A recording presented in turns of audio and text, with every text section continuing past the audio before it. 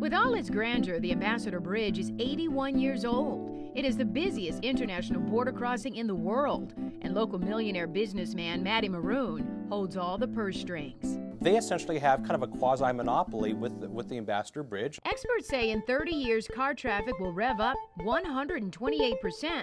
Truck traffic will boom 70% higher. A new international bridge connecting Detroit to Windsor is now on the fast track.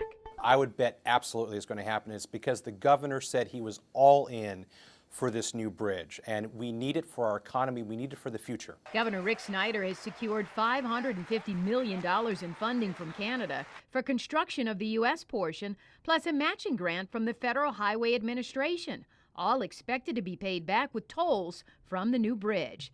Sandy Barua is president and CEO of the Detroit Regional Chamber of Commerce. He says it's a no-brainer. And in the outside chance the tolls don't repay back the Canadian loans, the worst thing that happens to us as Michiganders is that we have to pay back our very best friends in the world at a future date at a discounted rate. Experts say a new bridge is desperately needed for several reasons. A backup in case there's another terrorist attack like 9/11. A recent snowstorm that shut down the Blue Water Bridge caused a huge traffic jam at the Ambassador Bridge.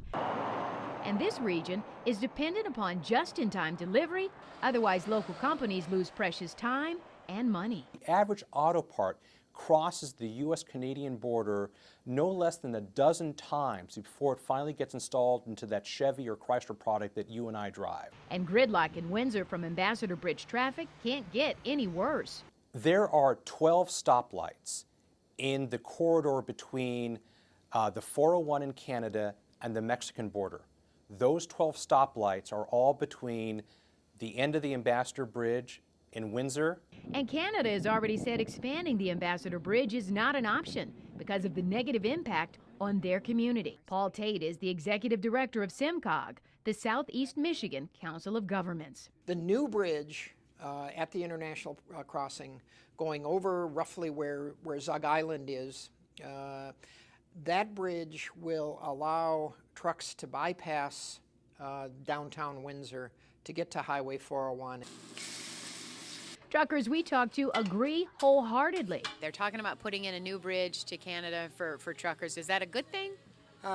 Yeah, I think so, because the traffic, when it's busy, it's really congested. Do you think it will improve congestion having another bridge? Absolutely. What's the reaction here in the local community? What do people think about the bridge? Any backlash? Well, there's been misconceptions, and I stress that they've been misconceptions, that this is going to cost Michigan, the state of Michigan, extra money, that it's somehow not needed. Emma Brinson lives in Delray, west of Jefferson and Harrington, and will have to move. I'm not happy about it, but since we're moving forward, there's nothing else I can do. I've been in that house 43 years. This woman who owns 2 rental homes in the area says it's the best thing for the community.